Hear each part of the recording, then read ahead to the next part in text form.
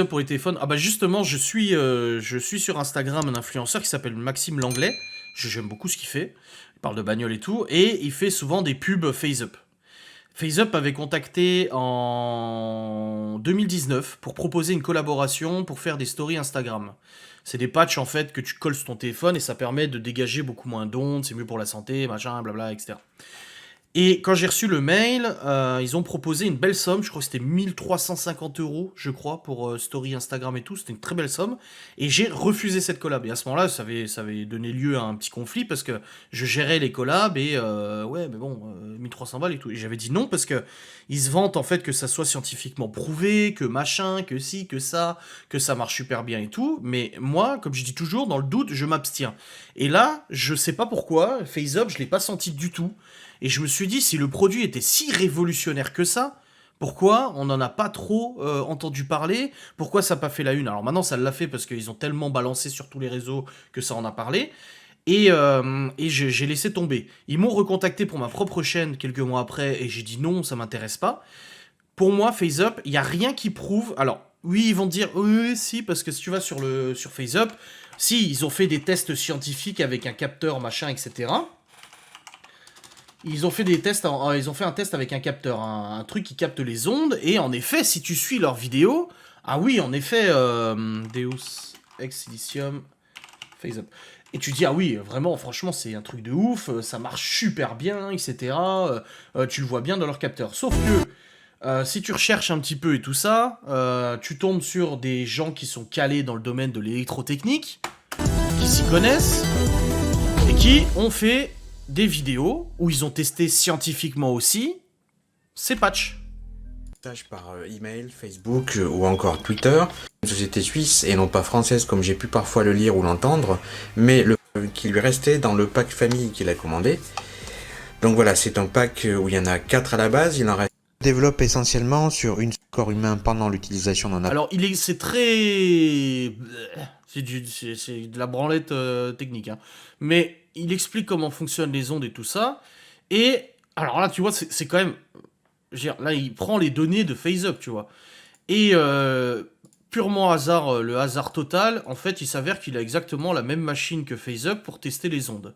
Des valeurs exprimées en microwatts par mètre carré, et au début de la vidéo, elles sont très faibles puisqu'il ne se passe rien au niveau de l'iPhone. Mais au bout de quelques secondes, l'iPhone reçoit ton appel et les valeurs se mettent vite à grimper lorsque la personne décroche.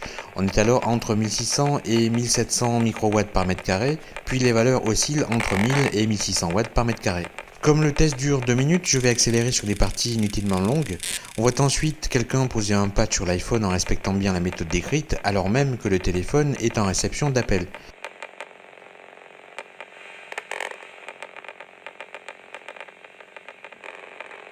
Mesure des valeurs autour d'une centaine de microwatts par mètre carré. On conclut que le patch a bien une influence sur cette mesure. FaceUp soit suisse, le coffret est flanqué d'un transmet l'onde entre il soit coincé entre deux pellicules de plastique ne me permet pas d'en mesurer la résistance et je vais pas l'abîmer en faisant des trous, sinon on pourrait me reprocher que le test soit falsifié à cause d'un échantillon altéré. Donc je vais reprocher la consommation grimpe autour de 3 détecteurs et voir si ça peut avoir une incidence quelconque. Je décroche. En fait, ça ne change rien, c'est vraiment comme si la présence du patch au-dessus de l'antenne aggravait son cas plutôt qu'autre chose. Je fais donc un troisième et dernier test, et cette fois sans le patch mais avec un morceau de papier aluminium standard que j'ai scotché de telle façon à ce qu'il recouvre l'emplacement de l'antenne du smartphone. Patch et que la consommation est aussi plus faible en moyenne de 15%. Mais au moins en toute objectivité, ce que je peux dire c'est qu'avec ce J7, y a posé le patch sur son antenne aggrave son cas. Et je vais être honnête jusqu'au bout, j'ai fait aussi le test avec mon téléphone personnel qui est un Xiaomi Mi 8 et qui est aussi dans le tableau. J'ai pas filmé la scène parce que la vidéo aurait pris 10 minutes de plus pour rien, parce que les résultats étaient tout aussi catastrophiques. Vous comprenez maintenant pourquoi j'ai émis des réserves quand j'ai vu leur vidéo de test tout à l'heure. Et je comprends aussi maintenant pourquoi ils ont absolument tenu à désactiver les commentaires sous leur vidéo YouTube. Et pour ce qui est du slogan « efficacité scientifique non prouvée », je pense qu'on pourrait redescendre d'un cran et dire plutôt « efficacité qui a failli être prouvée » ou efficacité qui est pas loin d'être prouvée, un truc du genre quoi. Bref voilà, si d'autres personnes ont comme moi la possibilité d'effectuer ce genre de test avec du matériel de mesure, qui n'hésitent surtout pas Voilà pour à... la réponse de FaceUp. Cette vidéo m'a largement convaincu qu'il y avait absolument pas de preuves concrètes que ça fonctionne réellement. Et ils ont... le FaceUp a répondu justement à ce YouTuber. C'est où qu'il l'a mis? Le droit de réponse de la société FaceUp. Et ils disent, en fait, il répond, il s'avère que le téléphone Samsung J7 utilisé dans la vidéo a également fait l'objet d'un test DAS indépendant accessible sur le site internet de FaceUp. Or, ce test confirme les émissions d'ondes de ce téléphone sont diminuées sur toutes les fréquences jusqu'à 86%. En définitive, si des sous-sexes silicium reste bien évidemment libre de traiter le sujet des produits anti-ondes comme bon lui semble, encore faut-il que son analyse, pour qu'elle ait du sens et une certaine portée scientifique, soit objective et fondée. Or, force est de constater que DES n'a pas jugé bon d'explorer ou de commenter les tests indépendants de la société FaceUp, pourtant librement disponibles sur son site internet. Il ne dit rien du niveau très élevé de satisfaction des nombreux utilisateurs des produits depuis 2013. Voilà. En gros, ils disent que son test c'est de la merde, ça prouve rien et que la satisfaction client est le plus important. Voilà ce qui se passe vis-à-vis de ça. Bon, je pense que de toute façon, j'ai pas envie de continuer de regarder cette merde de reportage sur les influenceurs. Ça me casse plus les couilles, on a bien compris en fait ce qui se passe. Ah bah, de toute façon, FaceUp, il paye bien. FaceUp, il propose des sommes. De toute façon, quand il y a une marque qui te propose des sommes colossales, c'est qu'ils ont envie d'être sur le devant de la scène. Bah, c'est comme Niki, hein. Niki c'était bien payé aussi. Hein. Mais je suis content quand même que les gens en parlent, tu vois. Je suis quand même content que les gens en parlent et en fassent, des vidéos, des trucs comme ça, parce que ça fait quoi 3 ans que je suis sur YouTube maintenant, à plein temps pour moi. Et ça fait combien de temps que je vous parle de ces collaborations de merde, de ces propositions de merde? Je crois que moi, ce qui m'avait le plus fait rire, c'était les montres. Moi, j'avais été contacté, je vous avais fait une facecam là-dessus. On m'a contacté pour des montres, je fais rapide l'histoire. On voulait m'envoyer un pack de montres premium à 140 € la montre. En gros, la montre a coûté un peu plus de 100 balles, mais c'est des montres qui valaient normalement plus de 1000 balles, un truc de ouf. On voulait m'envoyer un pack et tout ça, et au début, je dis ouais, ça peut être sympa. J'avais pensé à mon père, je me suis dit ça lui ferait plaisir, des belles montres et tout.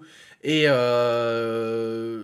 le doute, j'ai quand même fait des vérifications, j'ai fait des recherches et tout. Pendant un bon moment, hein, j'ai passé un bon moment à faire des recherches, et je me suis rendu compte qu'en fait, les montres étaient assemblées en Italie avec des produits issus d'AliExpress.